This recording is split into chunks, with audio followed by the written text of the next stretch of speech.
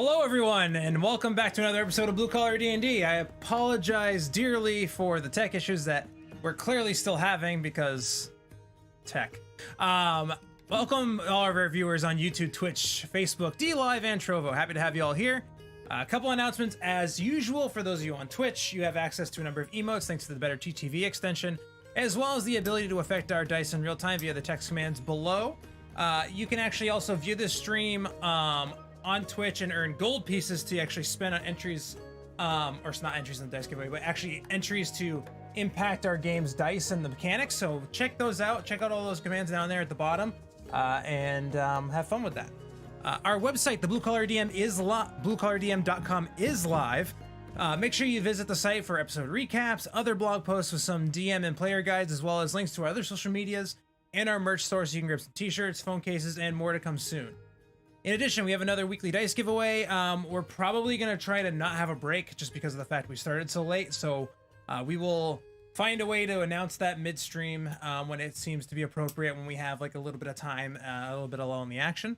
At this time, I also wanted to thank our amazing patrons on Patreon, the Sleepy Sorceress, who's actually one of our players, which we'll actually bring on the screen right now. There she is. As well as Cepas and Dave Platinum Dice. Thank you for being awesome patrons of ours. If you want to support us on Patreon, make sure you check out patreon.com/bluecollardm. There's also links down below on the different streams for tipping as well. If you want to support us that way, it's all up to you. Ashley, is there anything you would like to plug at this time? Just tune in tomorrow at 6 p.m. EST to the Bard's Playhouse for season 2 of London's Not Dead. And that's it. Awesome, beautiful. And with that being said, let's actually, without further ado, let's begin tonight's episode.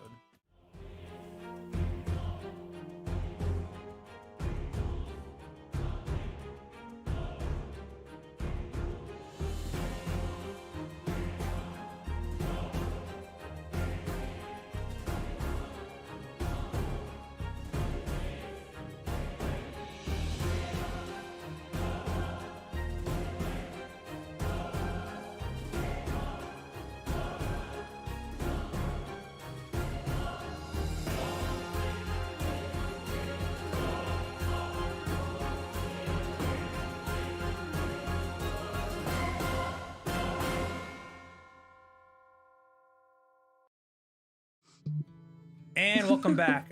Yes, to make that obvious, Morharon is not here tonight. He actually has a prior engagement. He will not be here this evening. If combat does arise, we have learned our lesson, and Ashley or JD are going to kite him for us and not me, because we all saw how that worked out last time. So we'll move on. Speaking of last time, we left off with our adventurers meeting a new friend, Demikos, the winged tiefling with a penchant for punching and flinging radiant blasts of energy. While no one can replace Timic, Demikos may definitely prove himself to be useful in the battles to come. Not long into the night's watch, Demikos earned his keep and was able to hear the oncoming footsteps of two treants. Normally daylight traveling monsters, however, these treants were afflicted by some sort of disease. No doubt this is definitely due to the effect of Bubbe, the demonic witch who had recently made her home here and has had a very big impact on the landscape. In a swift battle, our adventurers were able to dispatch the beasts. During the second watch, Twyla did attempt to sleep, and something that she had not actually attempted in the previous days, due to her fear of being cursed even more by the witch that had been afflicting her. She was able to fall asleep, though, with Morharon at their side, as she fought off attempts by Bubbe to infiltrate her dreams. However, Bubbe's eye did fall on Morharon, as he was then yet another victim of this witch's curse.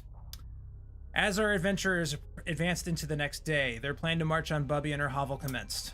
Upon their approach, they noticed a figure standing there, waiting their arrival. The visage of Timic standing there, eyes darkened and covered in shadow.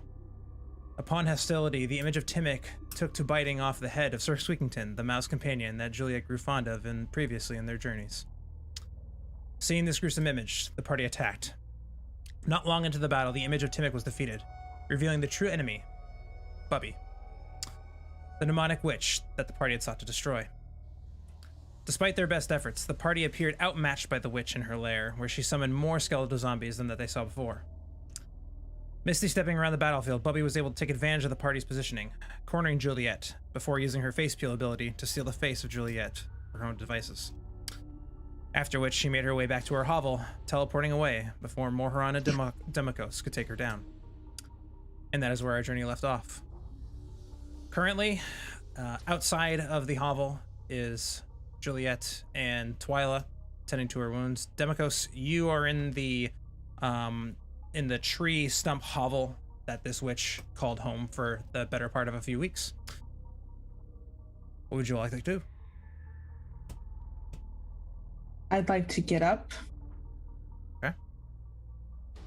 I'm going to take my blade and I'm walking into the forest. Okay. And I'm going to just go beat the shit out of some trees right now. Okay.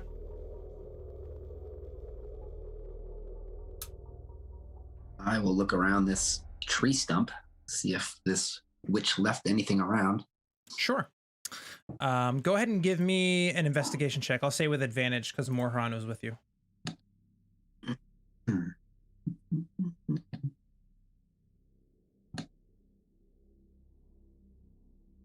All right. With a 16, you are able to find a number of different items in this particular room. A couple things catch your eye. First thing you see is a rather large, almost meat cleaver. As you walk into this room itself, you notice that this Bubbe individual had a penchant for obviously skinning the faces off her enemies, but also collecting a number of different things. You see strung up on lines what appear to be severed ears, toes, fingers, some fresh, still with skin on them, others barely hanging on to the line. You also see a number of almost shrunken down heads, mouths stitched closed, all hanging by their hair strung up along other lines, as well as a number of different cages that kind of dot the ceiling of this hovel, with an open door on one of them, as well as two others that house the bodies of some sort of unfortunate commoner that found its way into her path. In addition, you also find a number of different vials and chemicals. Go ahead and give me an alchemy supplies check or just a general intelligence check, depending on what if you have proficiency or not. Where do I see that? I don't think I do. Alchemy supplies? Yeah, then just give me a perception, not a perception check, an intelligence check. I don't think you do. It's a very niche thing to have. It's not letting me do an intelligence check. Okay. It's saying there's no active combat encounter in your currently viewed scene. I don't know why it's saying that. But that's what it says. Not okay. Hey everyone, tech when you're streaming. I was clicking the initiative one. Oh, okay. Yeah, with a 5, hard to really tell what these different chemicals are. There are a number of them that appear as though. I'm gonna turn off my preview. There are a number of them that appear. There's one that kind of almost appears more important than the others. It's kind of jarred off in a kind of like a rather large jam jar, about this big, almost the size of like a peanut butter jar. That's been kind of like corked shut. Alongside it is also a rather large, and when I say large, I mean like great axe size meat cleaver that's just kind of like stuck into the wood of this table that's got all these chemicals on it as well. Looking around, you do see the body of a much larger individual in one of these cages. So you gather that maybe this was his, possibly. In addition, you do also find a very I'm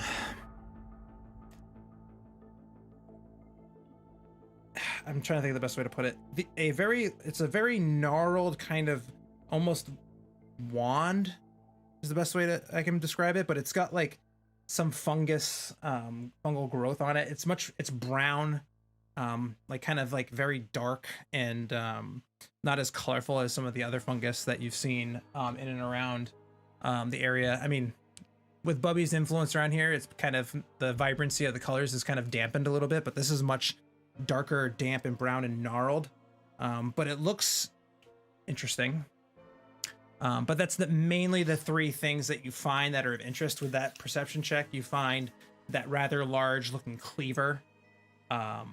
Again, very much like a butcher's cleaver, but with a very large blade, like ridiculously large, with almost like it's got a beefy handle, but just big enough. When you pick up the weight of it, it's very top heavy, but you can imagine that it would pack quite a punch if it hits.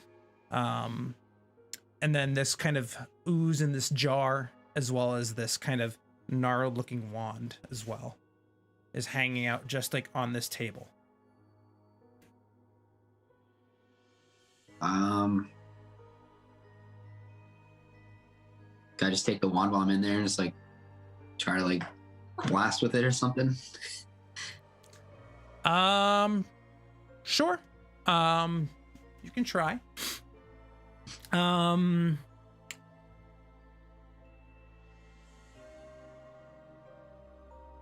You go and you like kind of like thrust the wand a couple of times.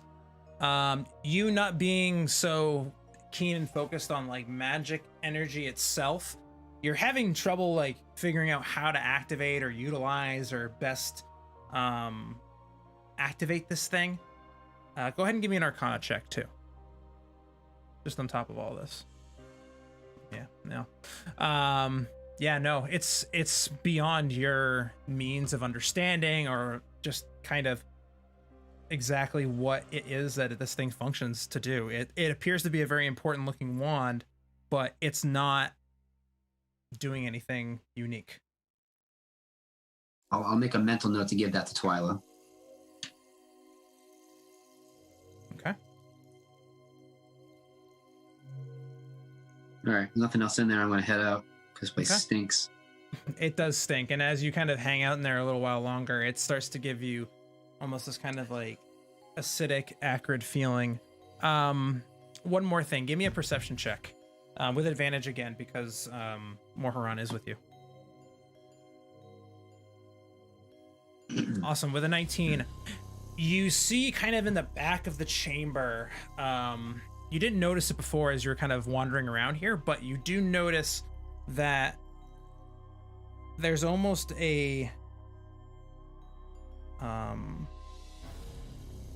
there's a tapestry that kind of covers the back wall of this hovel, and it looks like it enters into another room, but based on your understanding of the geometry and the distance in this room, that should be the back of the stump. Well, now that you say that, I'm going to move it and see what's behind it. Okay. You go over to the back of the stump. You open it, and you see a rather dark-looking void. Do you have dark vision? I do. Okay. You are able to pick out some figures kind of in more in like black and white, but you don't really, you see some what appear to be kind of like black and white kind of it's in like kind of grayscale for you because you have the dark vision, but it's kind of like you see some fungus. You see it kind of like growing thicker the further you go along, but out of the reach of your dark vision, it just kind of like looks like this forest of fungal growth just continues to grow and spiral. In fact, it almost looks like it spirals in a circle down the chamber. It doesn't look like it's like in a straight line. It almost looks like the growth kind of like goes into an ellipse and tunnels through. Okay, and I'll make a mental note to tell Juliet that. Huh. She was looking for a void to get into the Underdark, right? Yes, she was. The doorway to the Underdark? She was. Twyla, what are you doing? So I think Twilight is just outside the the house, looking around and checking to see if there are other enemies or something. Okay. Go ahead and give me a perception check. So I'm gonna go and find a perception.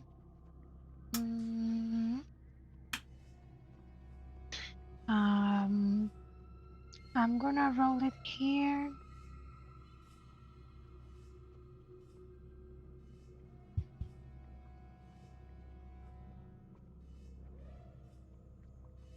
I think I'm offline. So Sweet. I'm gonna roll. It looks like I had the same issue. It looks like it the server dropped. So go ahead and roll a regular dice. Go ahead and roll real dice. Again. Tech. Again. Whenever tech gives you a problem, roll real dice. I like that roll. So that's 12. 12. With a 12, you kind of gauge your surroundings, kind of look around. You feel the breeze kind of brush across your face. It smells almost... It's got that stench of like a dank, kind of boggy, swampy smell, but it's much more... I don't want to say ice cream feel... Not ice cream. Jesus, what was that? Acidy feel. That's the wrong word. I'm not thinking about the Candyland game at all that we played. Much more of an acidic, not necessarily the acidic kind of smell and taste that you were getting before when Bubbe was present. It smells as it should. It smells like a swampy bog. And that's it. Nothing else. As the wind kind of just blows through, and the breeze is nice, but quiet. So I want to get closer to the house and see if there's something worth checking, because I am not going to get in between Juliet and the trees. Okay.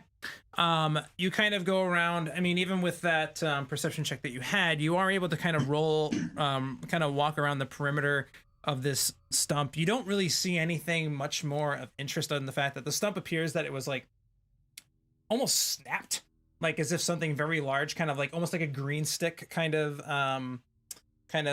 if you take a stick that's green, you snap it in half, it kind of like tears off instead of a clean cut. That's kind of what it looks like this tree did.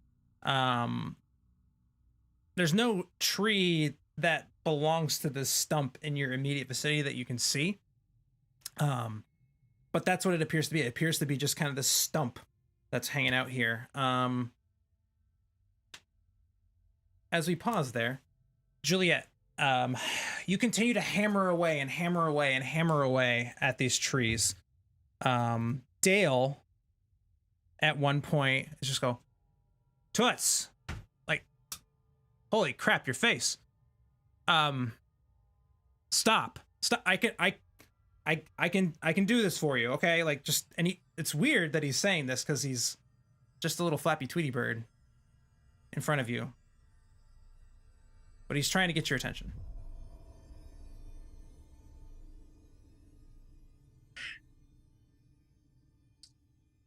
What is it, Dale?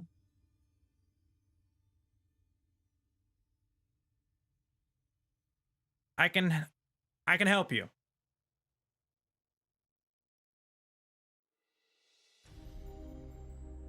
Timic. Play along. I'll play along. Okay. Go for it. I'm animating this even though I'm supposed to be a bird with flappy wings.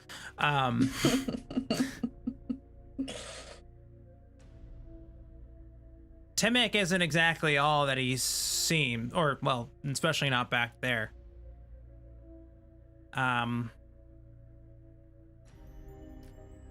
on. And he, like, calls out into the air. You can understand it. Seeing as you have the ability to speak to animals because you can. The sound you hear is, Tully, we need your help.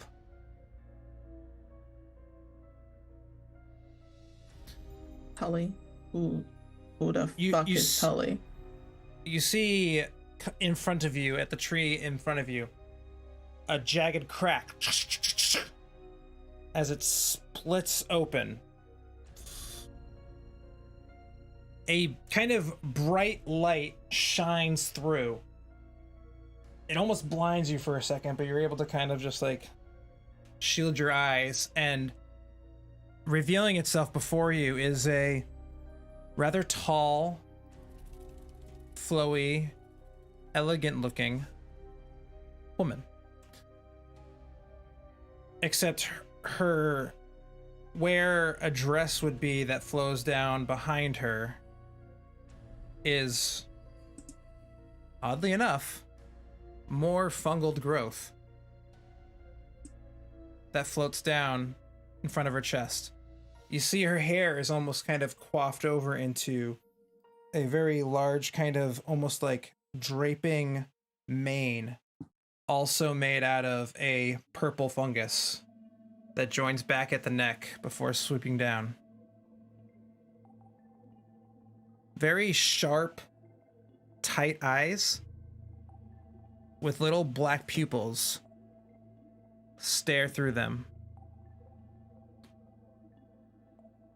She back away slowly. She glides into the space. You don't see her actually walk. She just kind of shifts forward. She moves very slowly, delicately, purposefully as she comes through.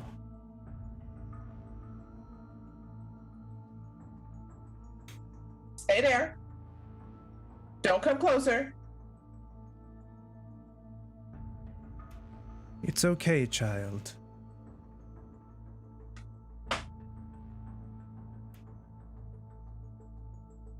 What is it, Timmick? Well, you see...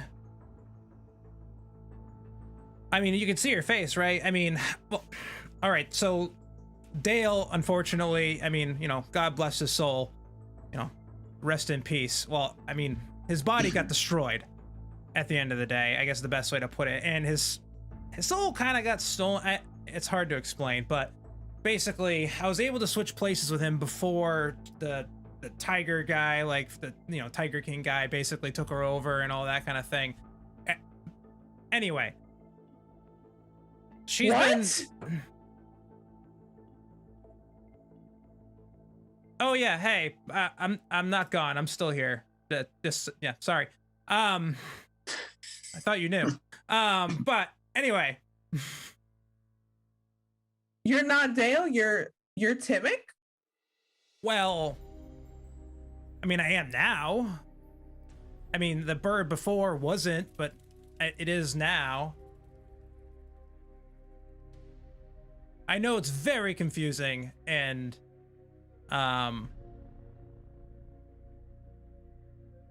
mean, I was just trying to have a little bit of fun. This dwarf passed out in the middle of the woods a long time ago. He didn't really seem like he had a really big history with his family. He kind of just seemed like a drunkard idiot, so I just kind of like took him over. I mean, we were trying to stop we were trying to stop the loggers from completely deforesting the area. I mean, they need wood, but not that much. And then I got a little carried away, obviously. But then I found, obviously, like Shirley kind of came along and like kind of helped at least nurse the body I was occupying back to health, and it's a whole thing. But Tully here can help you. Well, at least help me help you. Like, obviously you have these new abilities that, like, ever since I, you know, came back with you after the whole, you know, tiger thing. But she can help me help you with the whole face thing.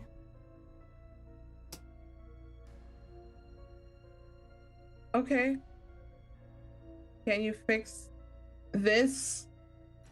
All of this. This is bad, and this needs to be better. Tully, can you handle it? Yes, Timmick, I can handle it. And she takes a palm out. 1 second before I will ask for one thing. Leave a very small scar. Because I don't want to forget. Small, not very large. love Moharan and everything, but I know what he's working with, and I don't want that. I understand. She reaches the palm out to you. You see it. She only really has like 3 fingers, a thumb and like 2 fingers herself. She kind of like pauses.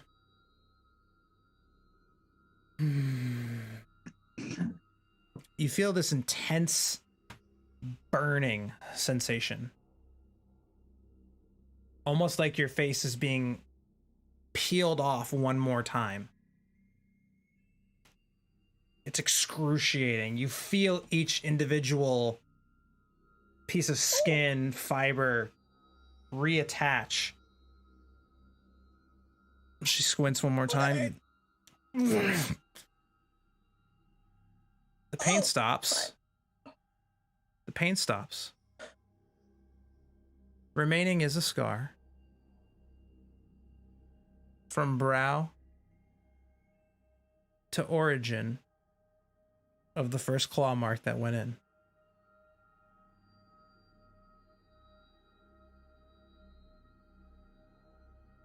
It's relatively jagged, but mild. And you swear that there's almost a little bud of a fungal flower kind of that hides just underneath the hairline. Visible if you choose to let it, but it's there. Flower? Sure, I'll leave it there.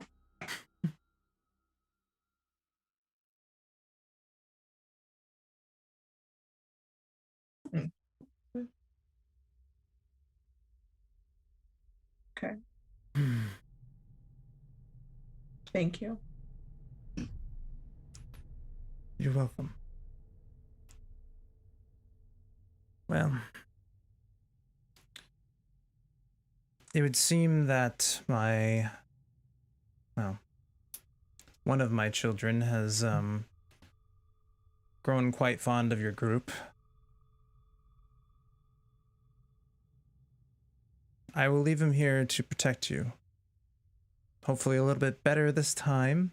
Yeah, okay. Sorry about the face to peel, the thing, and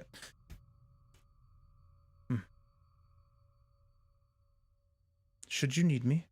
I pet him. Should you need me?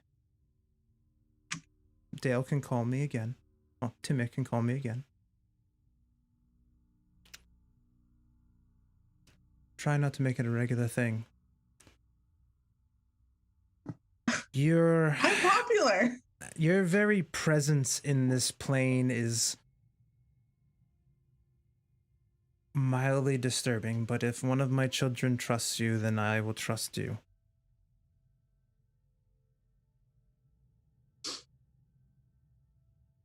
Understandable. Thank you.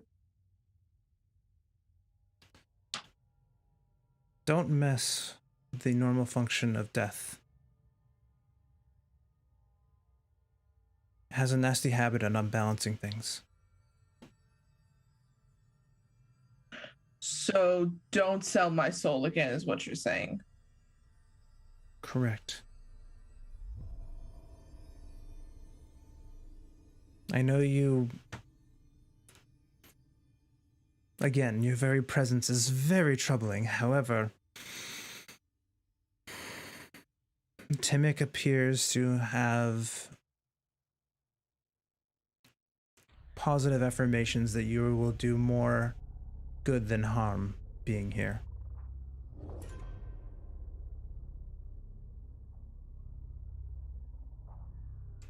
Don't violate that trust.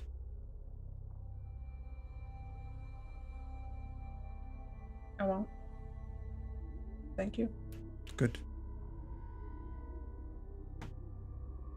She steps back, raises her arms, and you see almost like growing out of the ground a rather large capped mushroom comes up and envelops her form before sprouting and transitioning into a rather large oak tree. I turned to Timmick. So you was this whole time? Well, no, I wasn't this, as he like kind of like flaps his wings and tries to do this whole little thing. Even though he's kind of a ghost, so it kind of still works. He's not really a ghost. He's just a kind of like, think of the spirits and soul kind of thing. That's basically what he is at this point. He kind of just like is like this. I was occupying the body of the dwarf. It was fun for a while, to be honest, but you know, I kind of like, I mean, when I traded my soul, I mean, Dale was already dead, so by like giving him the body of Dale, I was able to kind of flip-flop back between the bird. It's a whole thing. But otherwise, I'm here. I'm not gone. I'm the same guy I was before. Albeit, I mean, not as, you know, anywhere near as handsome or killer with the ladies, but, you know, it is what it is. You only got with Petra because we wingmanned you? Wingman. All right, Timmick. Do you want me to continue calling you Dale, or do you want to be called Timmick again? I mean, whatever's Timmy. Timmy, whatever's more comfortable for you, in all honesty. So, part of the whole deal with controlling him, our kind of personalities crossed a little bit. I'm not always that much of an asshole. I am an asshole sometimes, but not that much of an asshole. I was gonna ask if those comments was still coming my way, because Timmick was an asshole. I mean, yeah, I mean, I kind of am, but either way, I mean, I wasn't joking. Part of the reason why a lot of this was happening is because you were here. The deals with the Tiger, I like calling him the Tiger King, but Sheykas kind of brought a lot of this instability between the planes, but it almost seems like no matter what, it probably would have happened anyway. But So what you're saying, it was mostly my fault?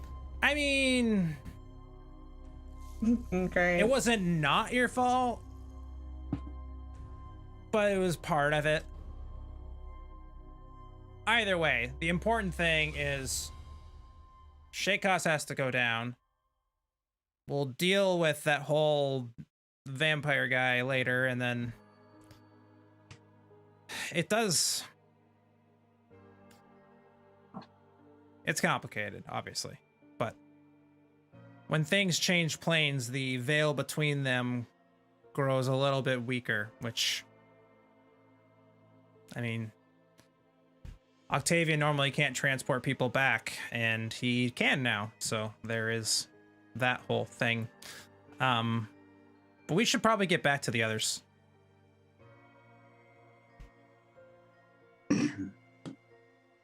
Yeah. I guess so. You okay? If you mean more traumatized than I was before, yeah. Yeah, I'm doing pretty good. Great. She'll walk back. Okay. Kicks at the tree, but she goes back. As you walk back, you see Twyla kind of continuing to finish up her kind of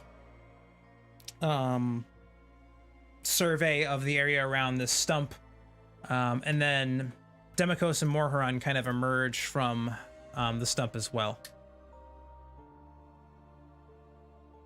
What would you guys like to do?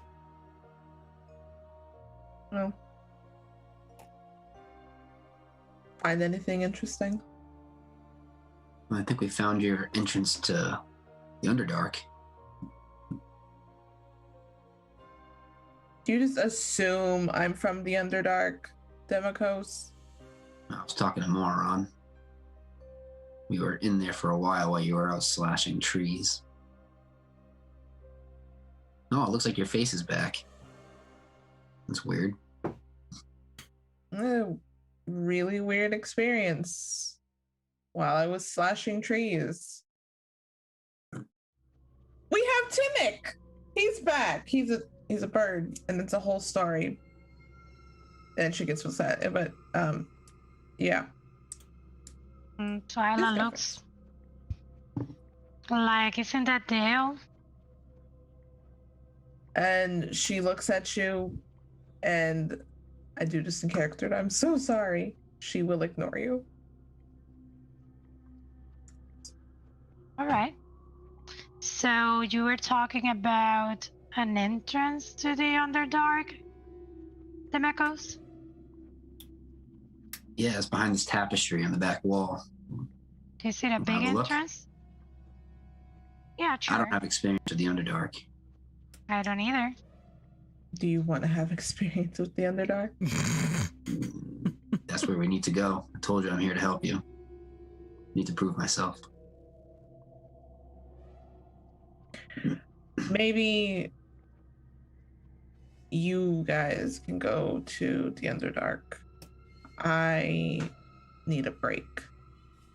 I don't want to deal with all of that down there right now. Well, I think we all kind of need a break. Seems to me like, I mean, I'm glad your face is back there, Juliet, but I mean, that was scarier than kissing your aunt on the lips that would happen back there. I think we need to all take a breather. Well, I agree, big guy.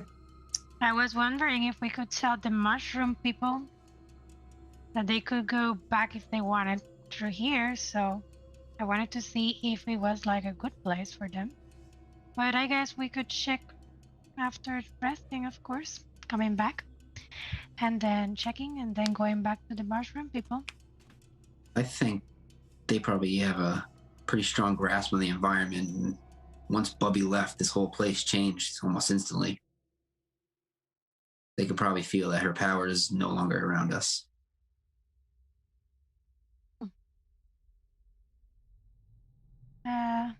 All right. So Twyla just gives a few steps back and wait until you decide what you want to go or what you want to do. I'm gonna give her that wand. I Okay. found this. You want to, I don't know how to use this thing. So what's this? Do you know what this is? Looks like a stick. I thought it had magic, so I tried to use it. Nothing happened. Could just be a stick. Oh, if you have some time, I can try to see if I know or can see what this is. I guess you could check if there's something else of interest while I check this. And I was wondering if I could use a ritual. Mm-hmm. You can now. I can now to identify what this is. Of course. You spend the next 10 minutes sitting with this gnarled looking piece of wood. He's not wrong. It's definitely a wand. It's a very gnarled kind of, almost imagine kind of like the Elder Wand, but like instead of like the little nodules that it's not the Elder Wand. Instead of the nodules that you see, it's almost like a little rippling of like kind of like fungal growth that kind of like sprouts off of it. And comes into a very fine tip at the very end. It is, let me pull it up here. It is specifically a focus of sorts. Specifically, it is a, like, I'll call it the fungal focus, but for your purposes, but it's the Zorian Wench focus. And basically what it does is that you sense a very strong sense of like extra planar kind of like magic within this. When you cast a spell that deals psychic damage, when you use this particular wand, you'll actually gain a +1 bonus to the damage roll of to one of the damage rolls of the spell. So it's kind of like a little minor kind of buff to any psychic damaging spells that you use. This is amazing, Demacus. Thank you very much. It's a wand that will make psychic spells stronger, so I think it may be of some good use for me. Thank you. Oh, excellent. Twilight is now equipped in your inventory. Just so Thank you.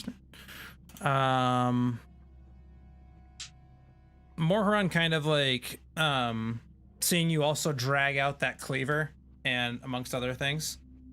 While you guys are in there, he kind of will use his little detect magic ping. He lets you know that both the cleaver and the jar that you have are both emanating some sort of magical energy. So, give them here. It's been a long time since I've done this, but I guess the practice is good.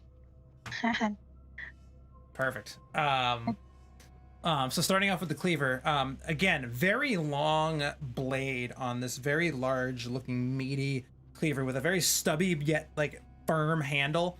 It even has the little hole that you would see on like a meat cleaver that a butcher would have in a butcher shop. This weapon is called the Butcher's Cleaver. It is a great axe that is perpetually covered in dried blood, and you actually can see some of the blood that's kind of like, some of it's dry, but some of it's like still wet, almost as if it always is bleeding. But you get a +1 to attack and damage rolls with this weapon. Once per turn, when you roll damage for a melee attack with this weapon, you can also re-roll the weapon's damage die. When you do so, you have to use that damage roll. Also, the crit threshold on this weapon is a 19. So any 19 or 20 is a crit, as opposed to a normal 20 roll. Mori, this is gold for you. So I sort of explain what it does. I typically, I appreciate it, but this isn't much better than what I already used from my mall. I think, the new guy might need something. It's a little bit more his style anyway. Oh, so what do you think, Demacus? It's too heavy for me. Well, I need someone to carry it. Later you may decide who takes it, but okay. So I can carry it, but I can't wield it. that's okay then. I'll take it and strap it to my back. And I look back into a small book, worn book, to continue and check the last item.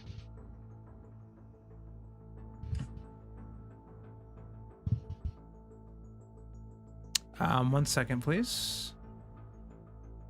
I'll give you 5, 10. Okay. The last thing, the Mysterious Ooze. It doesn't have much of a name. Inside this kind of jar is an opalescent goo that, even as you kind of sit there and stare at it, it actually moves a little bit on its own. This is an attunable item. You do gather that in order to utilize this item's property, you would have to drink it. So do I know what it does? Or you do.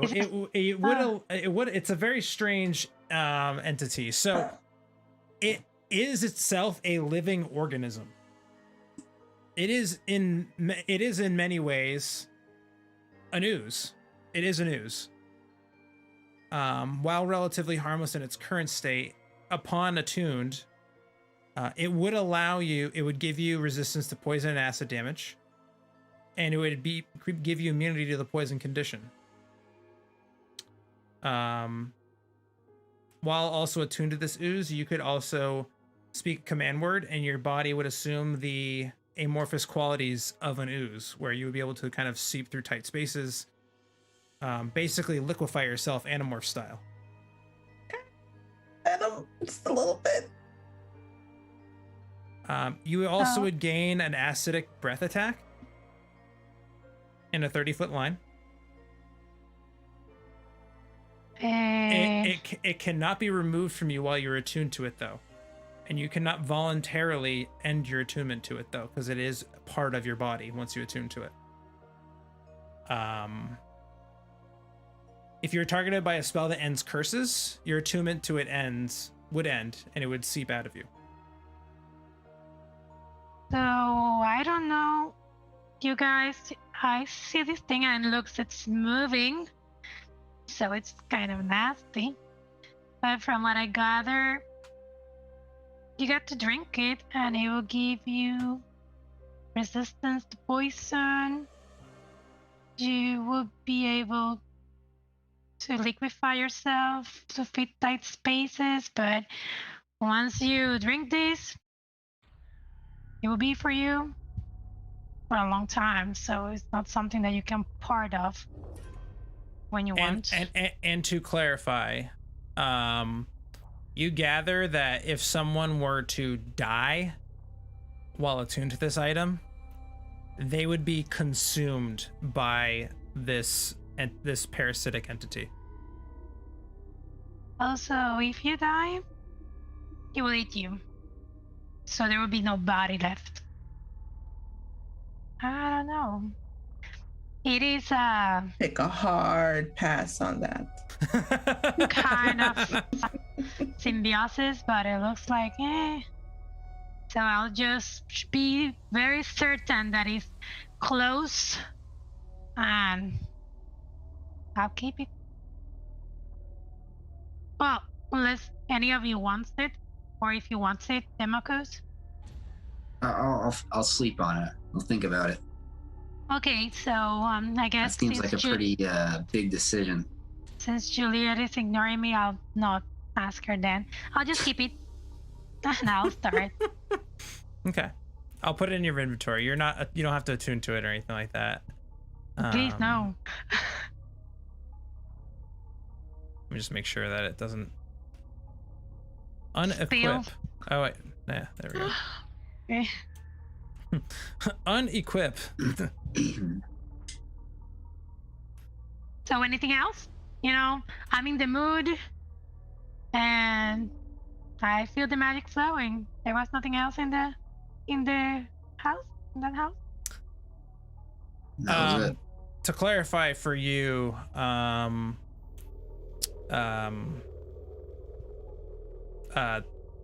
Democos, the item in question oops, I clicked the button. That item that we were talking about in reference to you is, I said great axe. It's supposed to be a battle axe. I can take that then. Yeah. I was wondering, I'm like, no, it's yours. It's supposed to be a battle axe. Somebody might have made an item for somebody and didn't put the right word in. That's all. I was like, why doesn't he want? He's like, All right, cool. I almost cooked this thing and gave it to that witch. That would have been bad, right? If you gave this item to that could have been bad. So then we're going back, I gather. Yeah, we should probably get out. Remember those guys I was with? They should be searching for us because they dropped those stones. Yeah. We should probably maybe circle around that area. Perhaps we should go flying. Can you fly for a long time? I can fly for forever. You have to sleep. Come on. I guess that's true. That was like, unless you got some secret, because everyone has secrets. So, okay. So I got the broom. So maybe instead of walking and finding your not so friends, maybe we could fly back. How's Juliet gonna fly? Oh, on the broom. I guess. How's Morharon gonna fly? No, Yeah, he can't fly. I think Juliet is less heavy than Morharan. So I think you were carrying someone, you know? You got to carry someone. I can't carry more on. That's why. Me and the big guy will just stay to the ground. You guys can just stay here, I guess, if you want, and then come back and find you. Well, I thought that maybe... Well, okay. Okay. Whatever you want. I can open a portal, I guess, for 2 people. But maybe I can take you back to where we rested last night and we flying can catch up. Let's just walk. We shouldn't split up. You don't know what's lurking out here. True. Okay.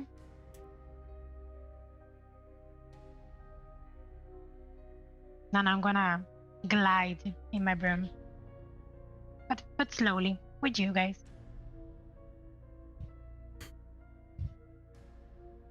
Let's go back to civilization. Which one?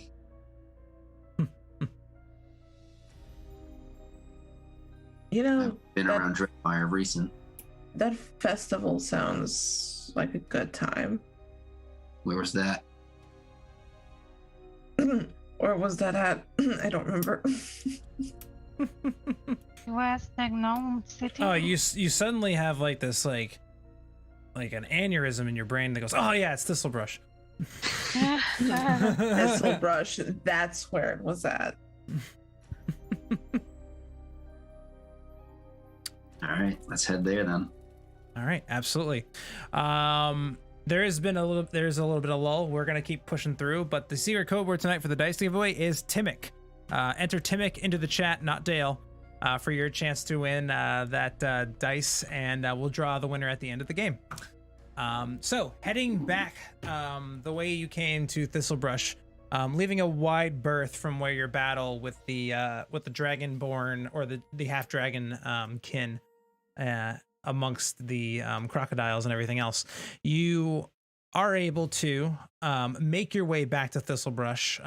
I do not need you all to roll for anything, because with your I guess shooing away of the evil demon that kept her reign on this area, it is now just a mundane swamp for the purposes of this. There are still crocodiles and other kind of wildlife and plant life that are dangerous, but seeing as you have Demikos with you, you are able to avoid many of those things because he is experienced with this region, and you are able to make it back to Thistlebrush.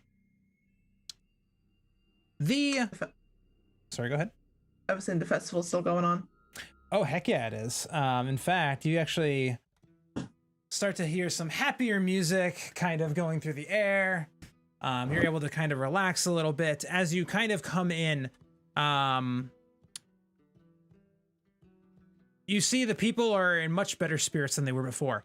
In fact, the party is absolutely just raging everywhere. There's people passed out in the street. There's a number of different kinds of games and different activities going on in this small gnome town. It is a buzz with excitement. You actually do see fireworks going off at different increments during your approach.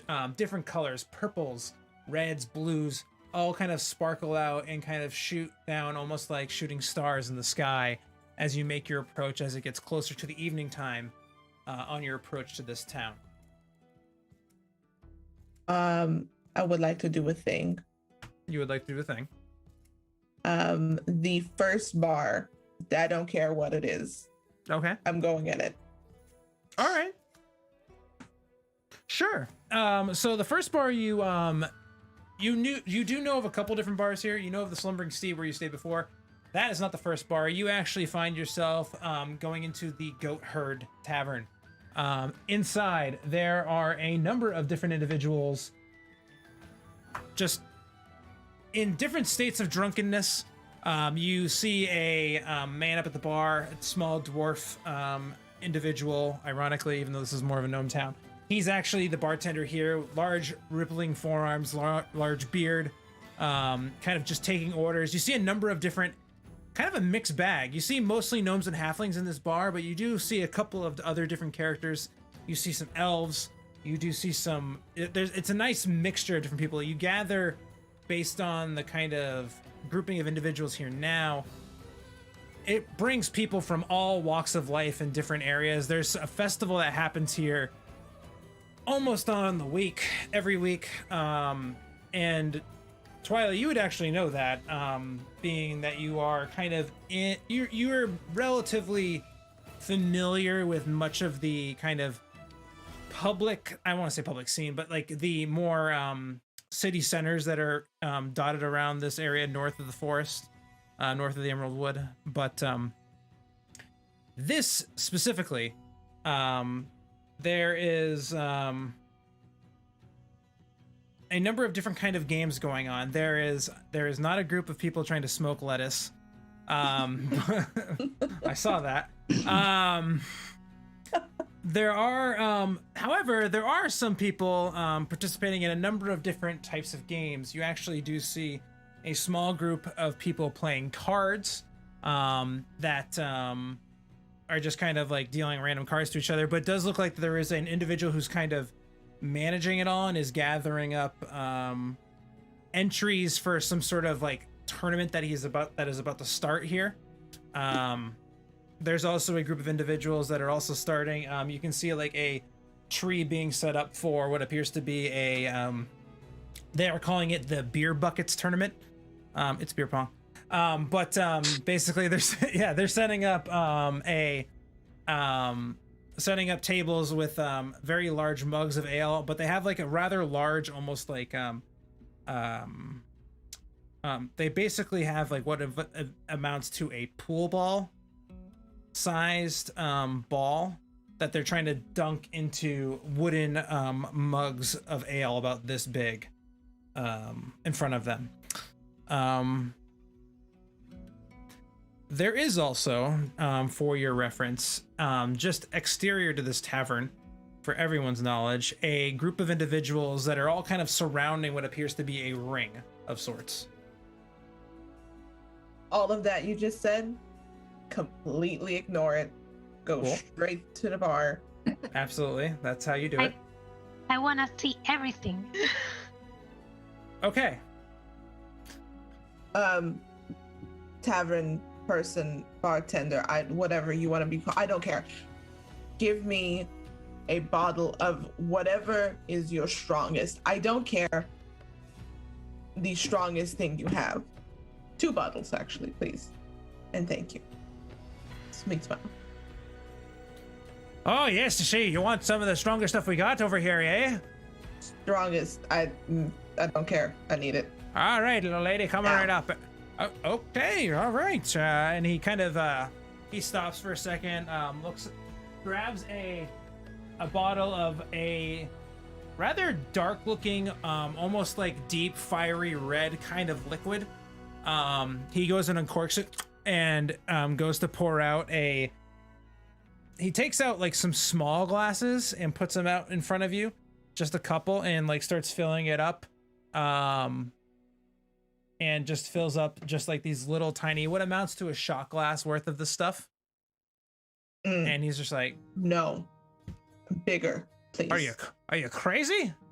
This is enough to take out an elephant. More. Okay. And you hear Timmick kind of on your shoulder, like, this is usually where you get into trouble. Are you sure you want to do that? Timmick, can we also get like a little saucer of milk, please? From my bird. The bird loves milk. Strange, but okay. If it's chunky, it's fine. Odd request, but okay.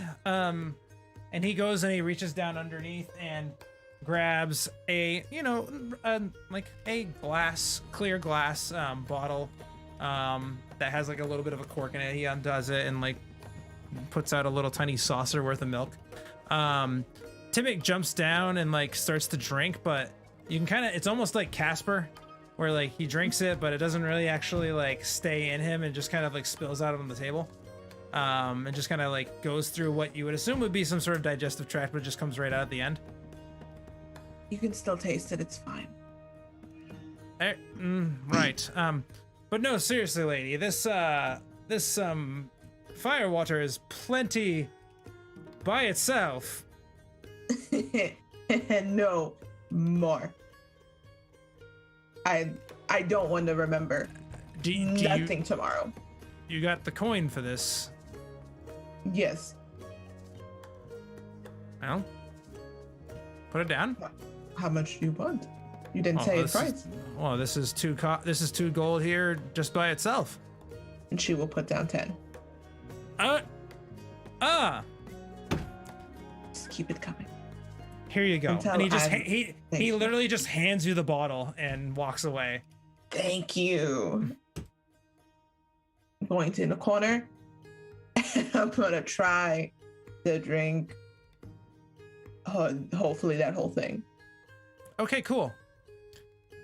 All right, have fun spectating the rest of the night. Twyla, what are you doing? What are you doing? I'm not sure if Demacus is still with me. Yeah, And I saw her drinking that stuff and walked back out with you. I guess, we should be nice and come pick her up later, I guess. Yeah, Oh. I'm sure if she does something like passes out, they'll find her a room. I think it'll be fine, Yeah. We kind of saved the town, and speaking of that, maybe we can... Oh, you didn't know, but we were hunting a troll for the townspeople, so maybe we can go and check that out. Get the money and bring it back. Maybe Juliet will want to drink some more. And I wanna see the shops and all these people because it looks so fun. Do you play anything? Are you good at any games like that? I haven't had much time for games in a long time. Oh, yeah, Working. right. Yeah. It's like you are some kind of slave or something, right? I'm sorry. As you walk through I the know I'm town, new here, but I think that troll head bounty was from a different city. I don't know. Maybe. as you walk through the town, you hear, "Step right up and feast your eyes on the fastest ferret you've ever seen. Great price going for it right now. This thing is gonna win the upcoming ferret race. I guarantee you that." Let's check that out. That Let's sounds check exciting. that out. If it's running, I'm bad at it, but maybe the broom can help. Let's see. You run over and you see this rather big commotion about this individual. He's got like a bushy kind of mustache that kind of curls up, almost like a tradesman, trader mustache that you would see in like classic Fable games. Big top hat, nice looking red velvet kind of coat and cloak. And you're just like, "That's right, for only the pittance price of 10 gold pieces, you can own Dolly, the fastest ferret on this side of the continent, and guaranteed to win the upcoming race this evening." And you see him pointing to a very elegant, majestic looking snow white ferret with nice dark black beady eyes, very great looking coat, very nice looking, dolled up very well with a nice little bow on the top of her head. You're charging Yeah. 10 gold to hold this ferret? No, I'm charging 10 gold for you to buy it. Or to buy it? Oh, like an yes, of course. Yes, like an investment. There is a race tonight. You can buy her now for the low price of 10 gold pieces. I wanna kneel down and look And at enter the into the race. and see if she's friendly or something like. Is there a possible relationship going here? Like Relationship.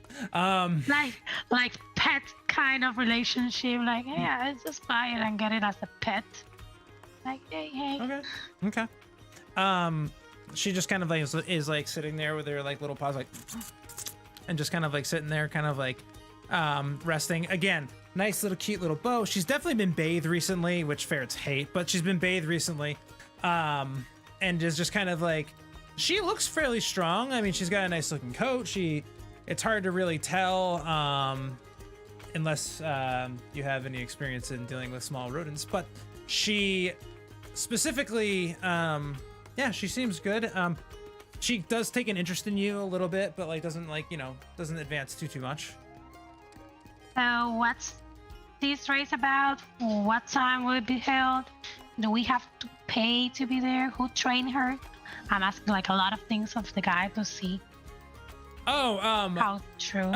Oh dear. Well, I mean, completely understandable. The race is actually in the next few hours, actually.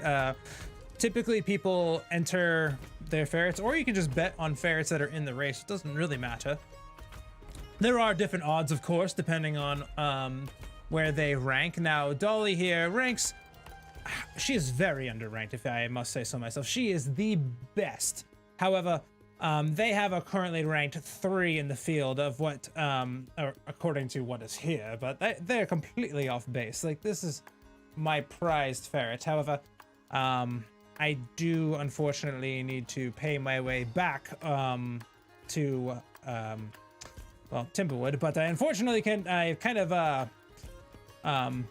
got my way here, and Dolly's done well, but unfortunately not well enough for me to make my way home. However, great ferret. Look at her. She's amazing. Insight check. Please. Can I? Uh-oh, something went wrong. Yeah, I got it. Roll a dice. I'm gonna roll in my app. This is the best time for this server to go down, when I'm not running combat. That's an 18. That's an 18. He seems like he is convinced that she is the best ferret you have ever seen. So... And at a price of 10 gold, sounds like a steal. So what do you think, Rebecca? Do you think this will make a good pet for our group? I don't know. I like it for myself, but if I go back in my memories, poor Mr. Squickington died. So I don't know. I don't know. I think that ferret will make a better scarf than a pet.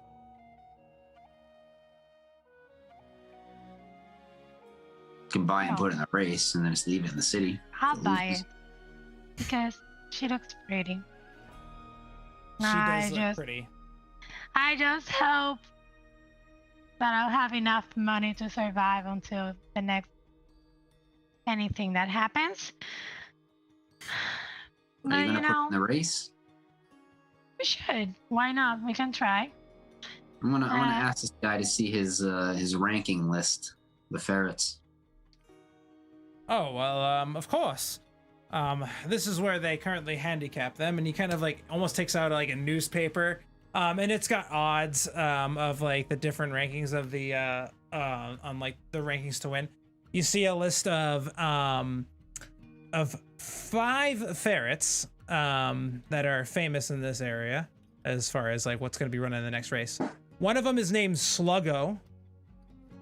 He is at a 50-1 odds to win, meaning that he's a mighty big payout if he wins, but he's not ranked very high. Riffraff at 25-1. Dolly at 10-1. Pickles 5-1. And then Comet 2-1.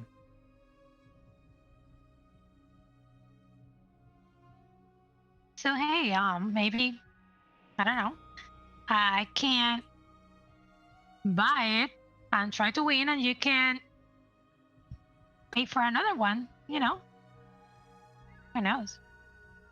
I'll just get it. It's your money. I know. So I'm just going to tell the guy, like, you know, I'm buying it, and I'm not even going to try to go cheaper because I've had a business before, so I'll give it to you. And I'll Ah, give him excellent. the Thank you so much. You are doing triangle. me a great I assure you, she is quite honestly the best. You will enjoy her. She will do a very great job for you. And if she doesn't, well, she's also a very majestic looking pet, isn't she? Yeah, she is. I hope you enjoy your way back home safely, whatever you need to go. So, Well, we should go enter her in the race. yeah, we will appreciate helping that. You know? Yeah, so the race isn't for a couple hours. So you can do anything that you'd like to do as far as either prepping for the race or endeavoring in any of the other games and things that are here in the town. The commotion that is around the ring appears to be some sort of bare knuckle boxing type ring. Can I join that? Or Absolutely. is it just halfling? I'll just elbow you a little bit, like, hey, that looks like it requires some meaty power. So you go and approach. You see a number of individuals just kind of like taking bets and side bets with this rather large looking half-orc individual. You hear a couple other people kind of like hawkers kind of go, place your bets with Hank on the next upcoming match. We have Friedra and Thistledorf. Friedra and Thistledorf. They are the ones fighting next, and then, well, we don't have anybody else on the docket, but make sure you place your bets there, over at Hank. He'll take you, step right up to Hank. Otherwise, we are currently taking challenges for our copper, silver, gold, and champion. If anybody would like to step up, although it does not appear that anyone here is up to snuff for this particular, these particular fights. But you see, as it continues going, you see a big commotion around Hank. This big half-orc individual with very large muscles. He's not wearing a shirt, ironically enough, but he's got these like big tattoos, grizzled chest hair, kind of like a bandana covering his hair tied into the back with big tusks. Very imposing looking individual. You also do see a number of other just a bunch of people just kind of like taking side bets and stuff like that amongst themselves. Seems kind of chaotic a little bit. Like Hank appears to be the one that's like taking the bigger bets, but there's a number of different little side bets going on as well. And it appears that there are also some like patrons of some of these different fighters also kind of like helping them out, cornermen, for example. But there are, as you kind of ask around, there are 4 different fights that you can take a part of. There is... Ask for the rules. Maybe I can bless you. You ask about the rules. Generally speaking, no magic of any kind. No magical items of any kind on your person. So like you can't use a weapon. Can I lend him my cloak? My fists are magic. It's bare knuckle boxing and guys have no shirts on. I mean, it's kind of your fists are magic. That's fine. There is no piss testing, Jimbo. Sorry. But basically, it is bare knuckle boxing at its best. There are 4 different divisions, or 4 basically steps you can choose to fight in. There's the copper division, or the copper champion, which is a to give you some context, if Foundry not working actually is kind of causing a problem because this was actually set up for this. I'm back in. Yeah. All right, cool. I'm gonna have to open up. Reloading. I'm gonna have to open up each individual one. That's okay. So one of them is Sinmop Ubadobin. He is a gnome. You have Bronleen Hammerstone. He is the silver champion. He is a dwarf. You have Leon, who is I had it here a second ago. Where'd it go? There we go. Leon is a turtle. And then the last one, you have Bellfire Bigheart, who is the champion here currently. He actually is also a halfling, believe it or not. But basically, you have those different people to kind of pick from. Thank you, Deadly Bagel, for the follow. But those are basically the people you have to kind of pick from. Each individual comes with their own different stakes as far as like rewards and buy-ins. So to buy into the copper division, it's literally 10 copper. And basically it kind of elevates from there until you get to the champion division. You have to throw down 50 gold pieces To win. So copper division, the winning prize is the Ferret division. To win the purse for winning the copper match is 50 gold pieces.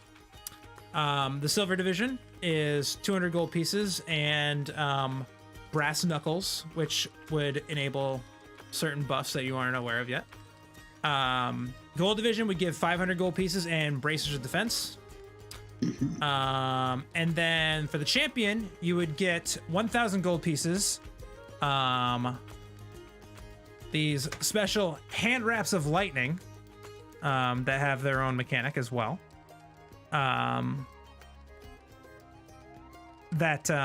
Basically, you'd have to find out what they are, but they're very well sought after. You need to do this. Cleaver?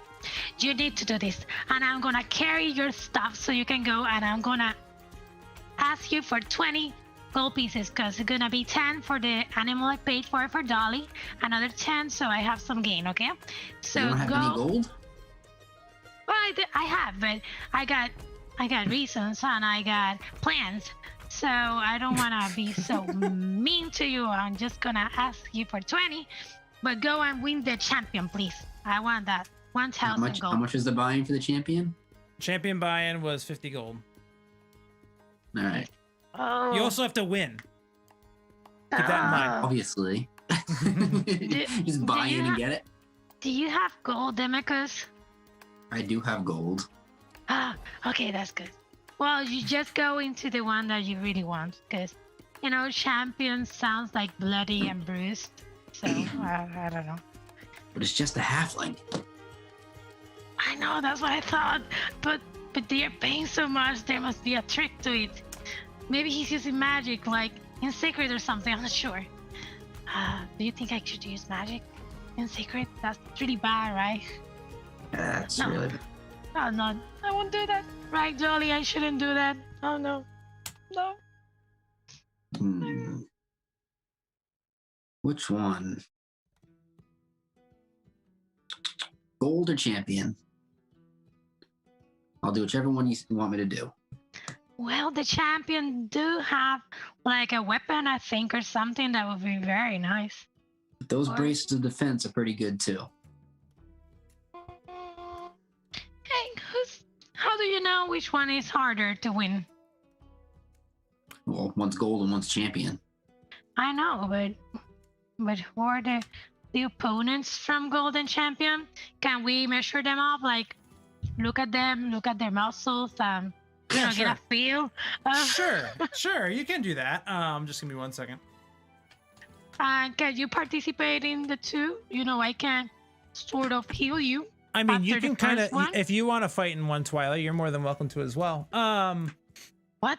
No, I'm just gonna heal Demicus after the first one and send him on the next one. Sure. Like, Okay. No, it's fine. Oh yeah, by the way, you guys are all like healed, so like if you guys wanted to put your long rests and stuff in there, you can. Oh, yeah. Yeah, you guys are all have the benefit of a long rest.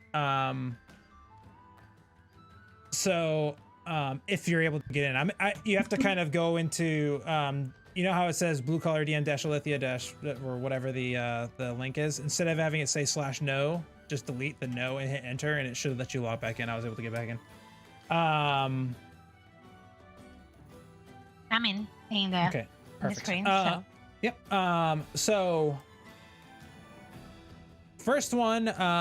So if you want to look at, so you have, sounds like you're looking at gold or champion. So we'll start with gold. So Leon the Turtle. Go ahead and give me just a. You both can actually both roll an insight check. Well, let's see then. Yeah, roll Okay. dice. It's fine if you need to. No, it's okay.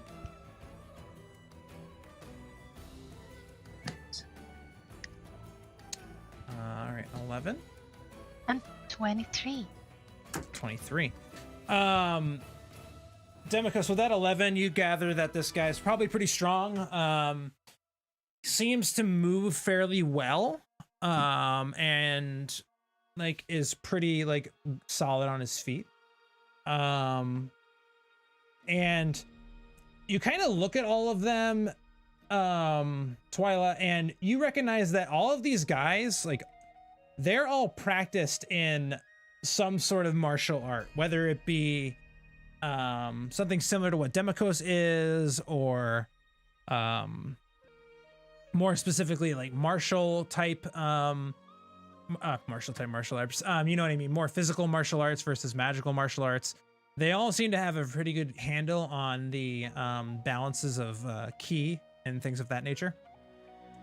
While Leon does appear to be pretty adept and nimble, he doesn't seem very hardy. He definitely seems like a much older turtle in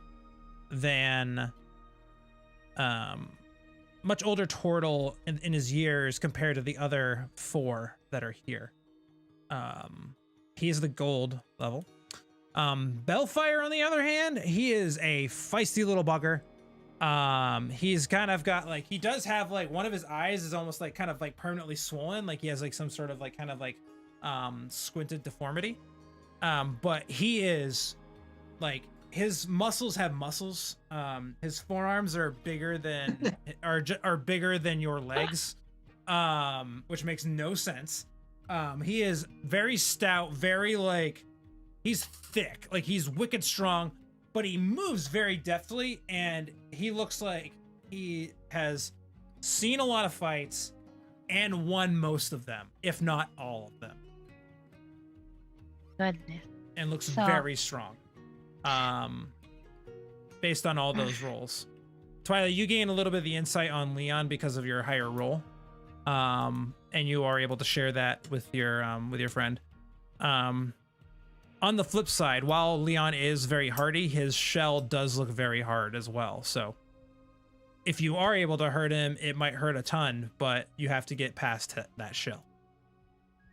So they both look strong. Gold looks older, but you know, I haven't seen anything that it says that you can't fly.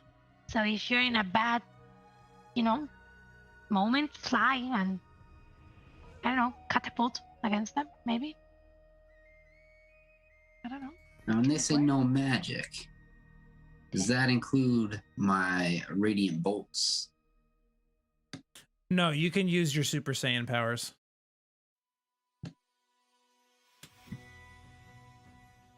Let's fight the champion. You would be allowed to use your Super Saiyan powers. You want to fight the champion? Champion? Why not? Why not? You only live once, right? You know, you shouldn't say that in this party. I was like, well, things have gone really bad. But I understand the sentiment. Oh. All right, excellent. All right, so if that is the case, let me. Oh, I need to fix this too. This is a time when I would like to have like leadership. Like, hey, you can do it. You are doing this for the team. I'm gonna be cheering you on. Come on, you can beat that guy. He's just halfling. Before we start, does that Leon guy look familiar? I saw in Timmick's bag the Ninja Turtles books that he has. The Leon guy kind of looks familiar. You know he does. Sure, go ahead and roll a history check, both of you. Sure. 14.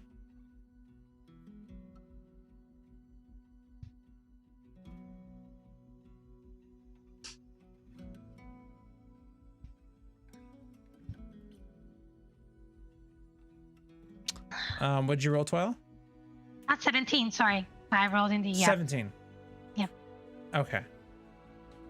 Let me just make sure that you guys are all rested according to this.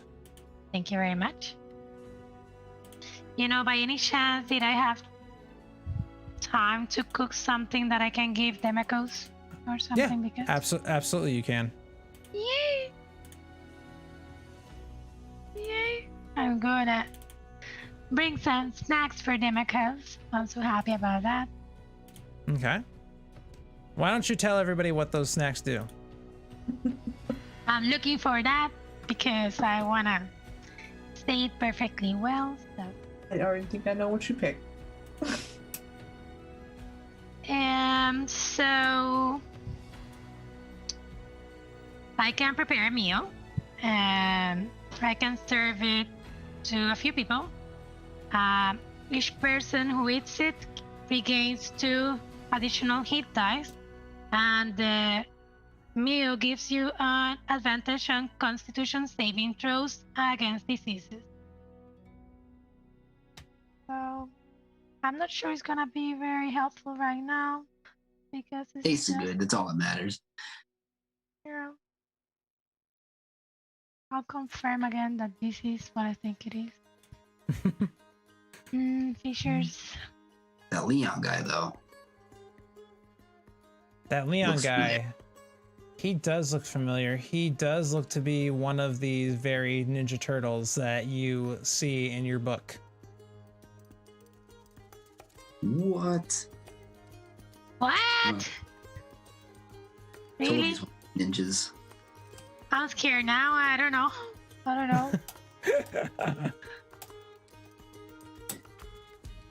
Maybe we can talk to him after the fight. We should. All right, I'm ready to fight. All right.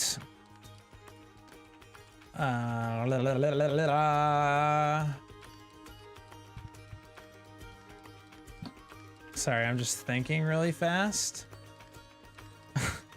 I'm just like, all right, yeah. Okay. All right, so for this, let's fight. Exactly. So for this, I will bring you all over to the fighting pits. Go ahead. Sorry. It also says creature can use a bonus action to eat one of those trees and gain temporary hit points equal to your proficiency bonus. Absolutely. So you do have an extra 4 temporary hit points. So you have 96 hit points right now, Demekos, if you want to figure that out on your sheet for yourself. Actually, yeah, that's actually a pretty good angle for the stream. So I'll make sure that's good. And then, yeah. Let's get this started. Let's change the music. Is that the turtle? Yes, that is the turtle over there. All right. So, seeing as it's just going to be the 2 of you in this battle, I will put you guys on the combat order. Go ahead and give me a roll, Demekos. Okay. Bellfire Bigheart is going to go first with his roll of a 14.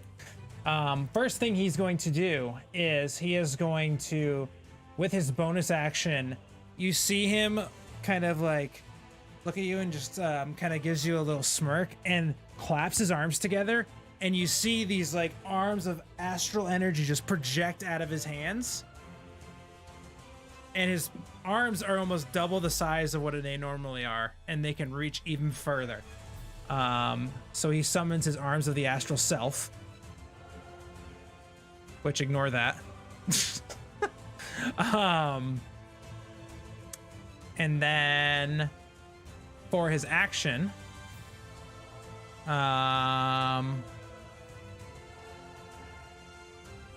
actually, yeah, no, you do need to do something. So make a dexterity saving throw for me, please.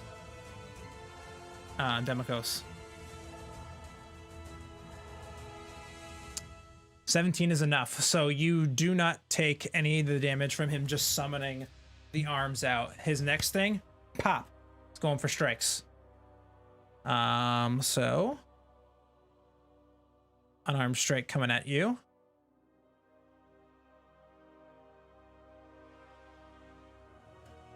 That's gonna be a 23 to hit, That hits. dealing 9 points of bludgeoning damage as he just comes in, pop, pop, and then, yeah, I'm gonna say pop, pop. I just have to. Is what it is. That did use a key point, by the way, for summoning his Arms of the Astral Self. Just so you're aware. Mm-hmm. And then he is going to, because he has multi-attack somewhere on here, I believe. That's how monks work. There it is, extra attack. He is going to attack again with his unarmed strike.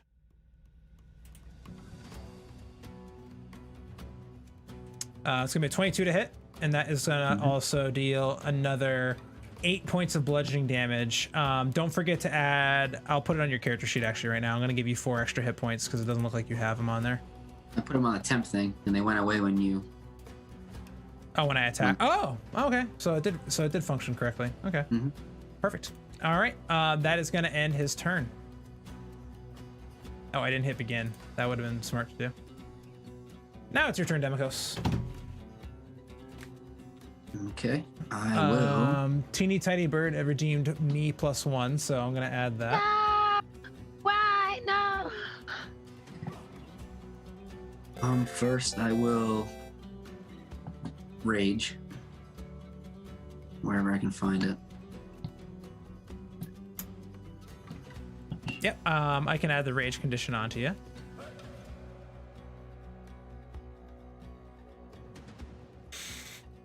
Okay, So that and is then your bonus action. Yeah, that's my bonus action, and then I will punch him. Absolutely. Go for it.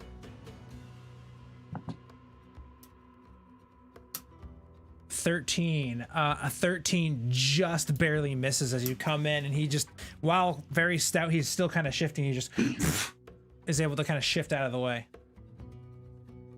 And he just kind of like stands there like bopping back and forth with his large arms.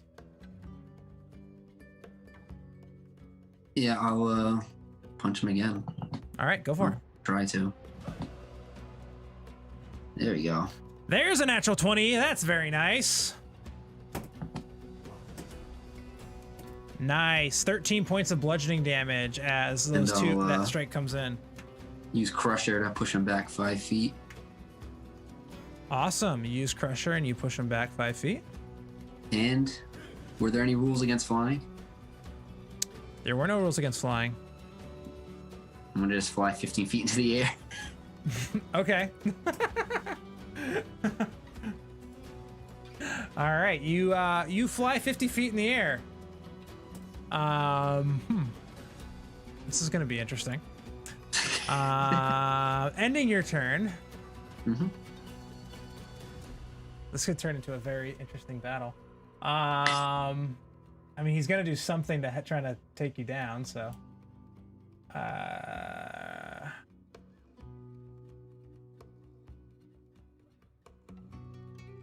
Nope, that's not what I was gonna do.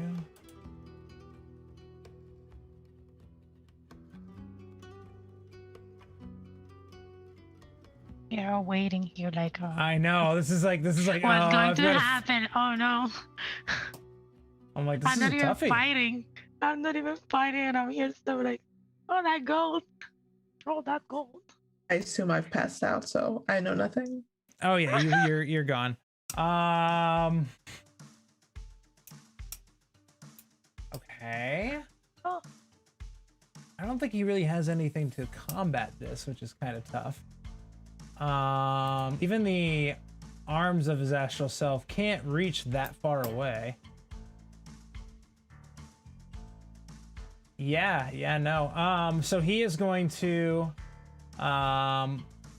he's going to spend another key point, to, summon, a visage of himself for the next 10 minutes with his more of his astral self. So now he can actually, he has some more abilities, but they don't really do a whole lot. But he can see normally, and he's setting himself up for some other stuff. But then he is going to radiant action to be able to attack when something gets in range.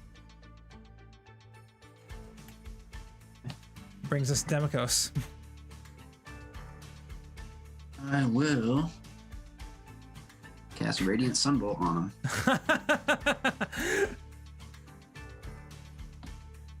him. 20 does hit. For 6 bludgeoning damage.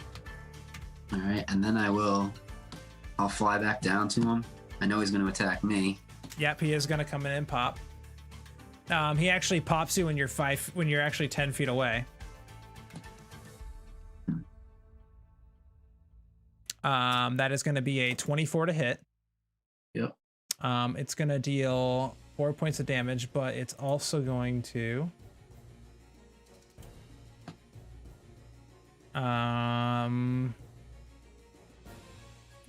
that's it, actually. That's all it's going to do.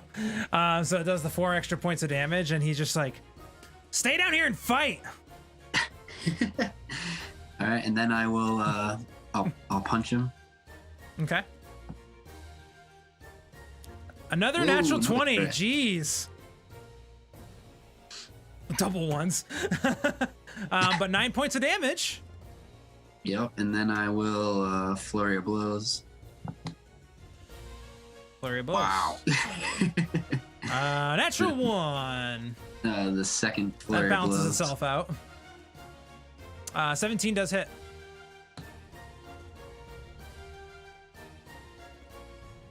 Um, 8 points of damage. Okay. I think that's it. Okay. Brings us back to him. He is going to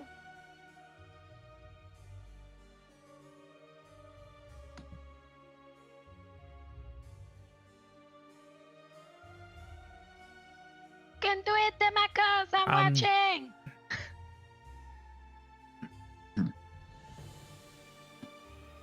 I'm trying to understand this exactly. All right. So he is going to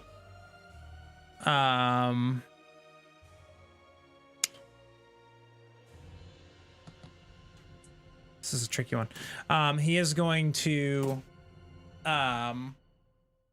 use another key point on his bonus action to do another thing with his astral self. He'll summon the body of his astral self, giving himself empowered arms. So you see, his arms just get bigger, like even bigger than they were before, and he just like and spreads them out even more. They do a little bit more damage now, just so you know. And he is going to go ahead and try to hit you. So first attack coming in is going to be a 24 to hit, which does hit. Mm-hmm. That's going to do 4 points of damage, but then it's going to also tack on another D8 of force damage for 1 more force damage. So I got to enter that on your sheet manually. And then he's going to attack one more time.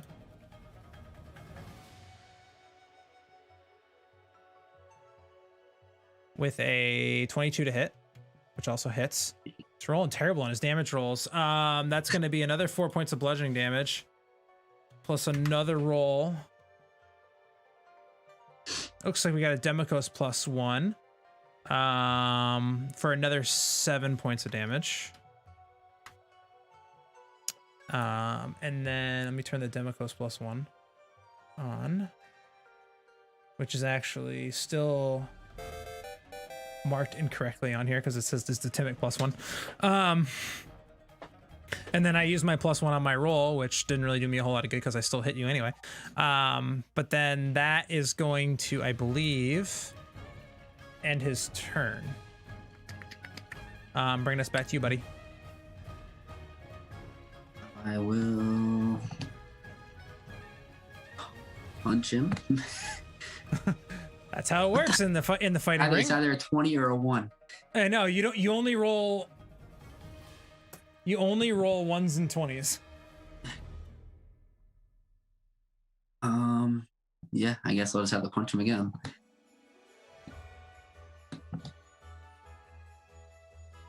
$20 hits. Go ahead and roll damage. 10 points of damage. Yep, and then I'll throw flurry of blows on it again. Awesome.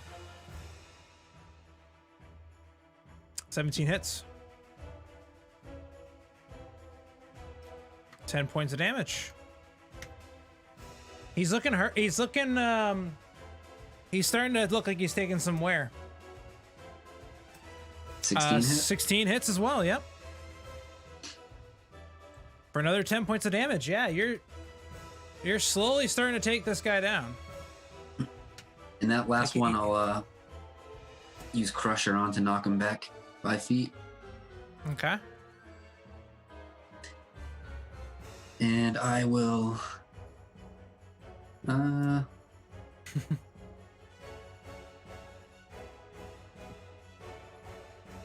back up to the middle there. Okay. All right. Ending your go? Yep. All right. Brings us back to him. He is going to move that close and just start attacking you with his big fists. So he just starts punching you from 10 feet away with his big, long, giant astral arms. First unarmed strike coming at you is going to be a 16, which misses you. Yep. For his second attack, coming in again. That's going to be a 21 to hit, doing 4 points of damage. Throwing an extra D8 of force damage onto that. Does 2 more force damage. He is going to spend a key point to use Stunning Strike. So I need a Constitution saving throw from you, please. Oh my Natural God. 1. So you are stunned. Which Great. so for the folks at home, you are incapacitated, meaning you can't move. You automatically fail strength and dexterity saving throws, and rolls against you have advantage. He is then going to use a key point for Flurry of Blows.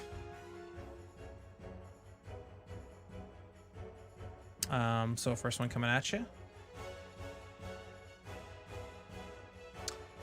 Is going to be a 25 to hit, which does hit for 9 points of damage, plus an extra D8 of force damage, dealing 4 points of force damage. And then he's going to come in and attack with another unarmed strike with that flurry of blows.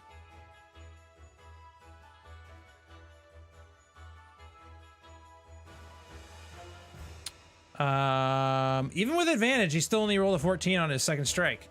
But with that, he is then going to move in. And then brings us to your turn. But you are stunned until his turn. Fails that, stunned, incapacitated. Can't take actions or so you're can't do anything until it comes back to his turn. So it's his turn again. You are no longer stunned. But he's going to attack you because that's what he does.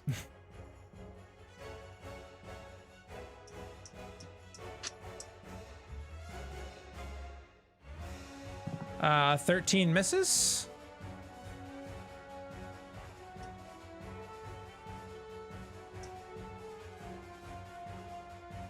Another one coming in. It's Foundry's being really slow, so I apologize. Another 16 misses. He's just like, he can't hit a thing on the. He can't hit you. He just can't do it for whatever reason. So he is going to once again use another key point for Flurry of Blows. Whoa, what the heck You have happened to there? hit to use flurry of blows? Huh? You have to hit to use flurry of blows? Actually, that's a good question. Features. For some reason, it's not on my feature list, flurry of blows, so Oh, I it can't should even be. look. That's really weird. I was having trouble finding that too a second ago. Mhm. Oh wait, I think it's under inventory for some reason. When you take the attack action, you can spend a key point to make 2 more unarmed strikes as a bonus action. Okay.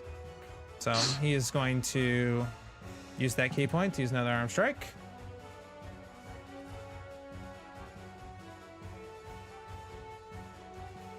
Misses again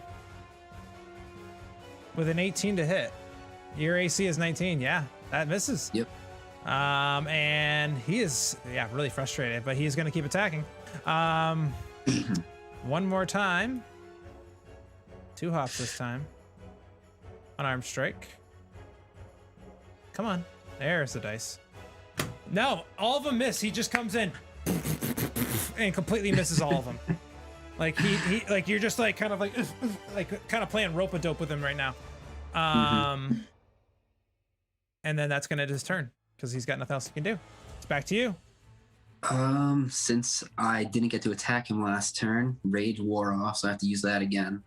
Okay. All right. So If you it comes wanna off, add comes that back on. Yep. Are you then- re-upping rage again, or is it off right Yeah, now? I'm redoing rage.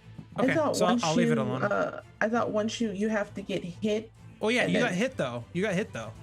Oh, it stays you- up if you get Yeah. hit? Yeah. If you take Okay. damage, yeah. It only goes if you don't take any damage at all. Okay. Alright, so I will punch him, Okay. and I will use a stunning strike on that hit. Or is that a Abs- separate hit? Sorry, No, barbarian you can. monks aren't my No, it's forte. okay. You can stunning strike on any attack that hits. So yeah, that would Okay, yeah, be so I'll throw that would stunning count. strike on that. Okay. So that's a Constitution saving throw. Mm-hmm. You do 11 points of damage. Your punch is packed with punch. That is a 13. What is your DC? I believe it's 13. Okay, so I that don't know where that succeeds. It Where is would it on this thing? be. I'm trying to pull you up. Foundry's going really slow right now. I think it would be in your spell book, even though it doesn't make any sense. Spell save DC is 14, actually. Oh. Wait. Yeah, no, that's right, because it's based off your wisdom. So yeah, yeah, he fails. He is stunned. He is stunned. Alright, so I will. So all these attacks now have advantage. You can actually yeah, you. So hit Alt and press your button. Like hold Alt on your keyboard and then click your attacks, and it'll automatically roll 2 dice. Now it opens up the this description. Even when you click like the picture of the item in your inventory.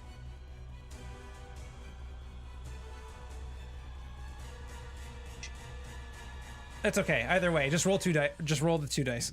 We'll figure it out.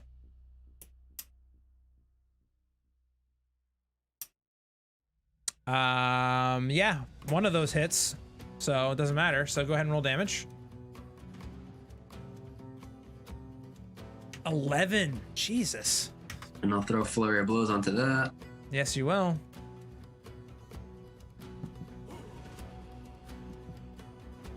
So that's the first one.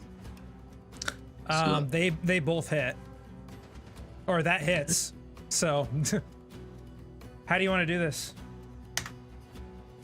Just like an uppercut for the first hit, and then like a hook, and he just falls over to the side, drooling. Yeah, absolutely. You uppercut, bring over with a cross, and you like feel the bone in his like jaw just crack as a couple of teeth fly out, and then kind of almost like he falls down in a heap on the ground, unconscious. Everyone just in the crowd is like, everybody freaks out, and there's a bunch of people that are like whispering around, like, who the heck is this new guy? Like they all kind of like freak out. But yeah, no, that was a very successful win on the on that fight. Let me change the music again. Good job. Hank comes up to you after, and I was just like, it's been a while since I've seen someone fight as well as that. Bowfire did not stand a chance. Here you go, kid. And he hands you your 1,000 gold pieces. And your hand wraps of lightning. Nice. Provided Twyla teaches you what they are. We'll just say that she does for the time being. They have 4 charges, regaining 1 charge at each dawn. They have resistance to lightning damage. Unarmed strikes deal an extra 1d4 lightning damage. As an action, you can expend 2 charges to unleash a torrent of arced lightning, making a ranged weapon attack with your action, which would it would count as like a martial arts attack still. But it would deal 4d6 lightning damage at range. Range would be 30 feet. The target takes a con save, and if they fail, they're paralyzed for a round. They also function as braces of defense. Huh. And you have to be attuned to them. Awesome. Yep. So. Again. Anyway, Juliet, so you are currently still in the Goat Herd Tavern, passed out in the corner, and that's it. So Twyla, you have a ferret race to attend to. Okay, Can I before say, that, like, my bottle, I'm just holding it real close. Yeah, you get some looks. There is a you see a again, there's mostly gnomes and halflings here, but you do see a couple dwarves just kind of like looking you up and down, just like, is she okay? But other than that, Impressive. like, It's impressive. give me a Constitution saving throw. oh no. Sure. I know you said we're not taking a break, but I really need to the bathroom, so I'll be right Yeah, back. go ahead and go to the bathroom. That's okay. 17. Okay. You don't pass out yet. But Twyla,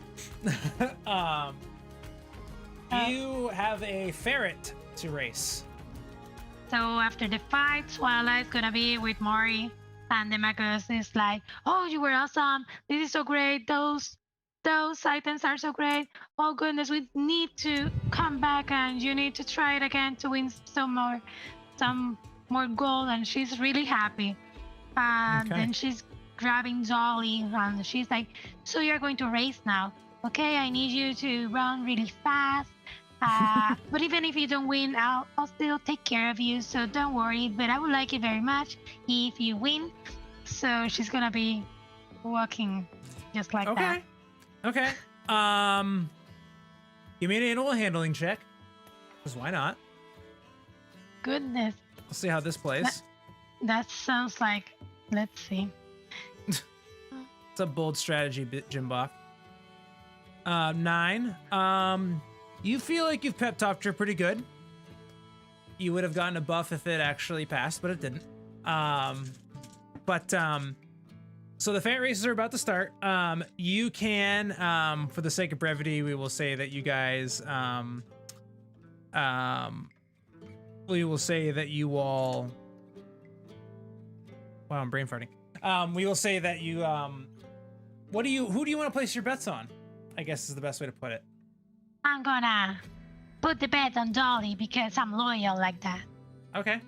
How much do you want to bet on Dolly? Her odds, to remind you, are 10 to 1. Yeah. So I'm gonna bet 10 gold pieces. Okay. So 10 gold pieces with the opportunity of winning 100. Okay. Demikos, do you want to bet anything on these ferrets? Yeah. I'll To bet. remind you, the spread here. We got Sluggo at 50 I to wrote it 1. down. You're good. Okay. I wrote it down too. I'll bet 25 gold on Sluggo. 25 gold on Sluggo. That would yield you, if you won,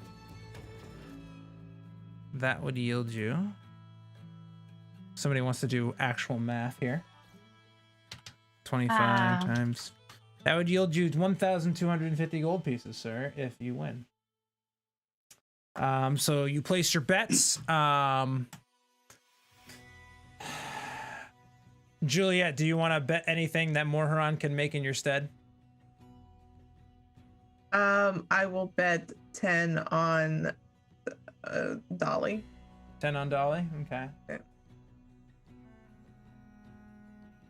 I need those +1. Yeah, you kind of do if anybody would give them to you. Okay, so the way this is going to work is I'm going to roll some dice. Basically, the first ferret to 20 wins. And each one of these ferrets, based on their odds to win, has a specific dice assigned to them. After each round, I will allow you to make a animal handling check on the one that you would like to win to see if you can buff it for a +2. Okay? So, first round of the runs is just going to be straight up the way it is. They also have to make initiative rolls, which is really funny, just to determine how this works. So if Twyla and Demikos, if you would both make initiative rolls, your initiative bonus for Dolly is a flat 0. So just roll a d20. Demikos, your initiative bonus for Sluggo is a -2.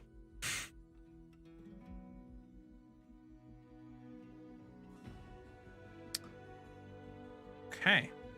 So Sluggo has an initiative roll of a 15. So just roll a d20. Hey, there's a +1 for Twyla. I won't count on the initiative roll unless you want it to count on the. Holy crap! I'll roll again. There were some issues. There. +1. Okay, so Twyla with a 17. All right. So Dolly's got a 17. Everybody wants Sluggo to win, just so everybody understands this. That's okay. I want Sluggo to win, if not Dolly. Riff Raff rolls an 18.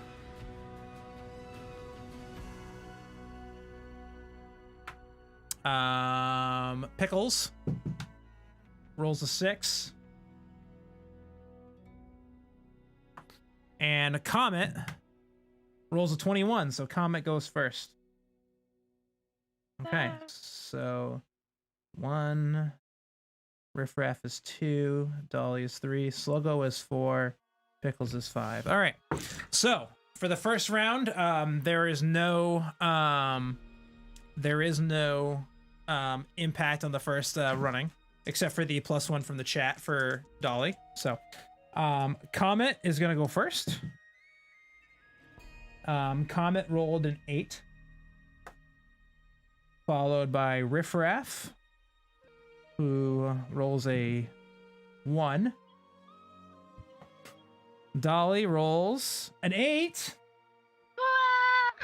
+1, so that's actually a 9.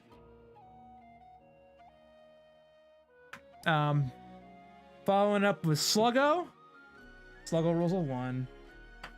And Pickles rolls a 1. So it's a 2-horse race right now, or a 2-ferret race right now. Dolly and Comet neck and neck, with Dolly just edging out Comet a little bit. What would you like to do to inspire your ferret? You can do it, Dolly. You are the best. You're the prettiest, and you're my pet. You can do it. Come on. I'll give you a lot of food. Okay. Oh, a lot of food. Go ahead and give me an animal handling check with advantage. Oh, food. Okay. And then what do you do, Demikos, to encourage Sluggo? I'll hold some food down the track. I don't know what kind of food ferrets eat, but whatever it is, that I'm holding it over the track. All right. We'll also say animal handling check with advantage because you're using food. Natural 20. Okay. So Sluggo's going to get a buff of a +4 on this one. Dolly, you were successful on your roll, but you're only going to get a +2. Okay. That's okay. Okay. But everyone's still cheering, all that kind of stuff. Comet's gonna go roll. Comet rolled a 7, so Comet's already got 15. Following it up with Riffraff. Riffraff rolled a 3, so he's at 4. Dolly rolled a 5, +2 for 7, bringing us to a 16. Still neck and neck. Sluggo rolled another 1, so that's gonna be Sluggo's rolling a D4, buddy. So that's 2 + 4 is brings us to a 6, and then Pickles rolled a 1, so that's gonna bring us to a 2. Pickles is not going out as well as they thought he was. Okay. Sure. Seeing that it is a 2 ferret race here, basically. It literally is a 2 ferret race here. Between Dolly and Comet. I'm gonna put the other 2 aside. There is no comeback from behind victory for Sluggo. Give me an initiative roll for Dolly with a 0 for her bonus. But Moharan also bet on her, so I don't know, maybe. I got a 16. Okay. Comet rolled a 16 as well, but he has a bonus of 2. So that is an 18. So Comet's gonna go first. What about the plus ones? Can I use some of the +1, or did I use them already? They were used to get you to a 16 on your Okay. yeah. All right, I'm gonna roll Sluggo or Comet first. He needs a 5 or higher. Rolled a 3. So that brings him to an 18. If you roll a 4 or higher, Dolly wins.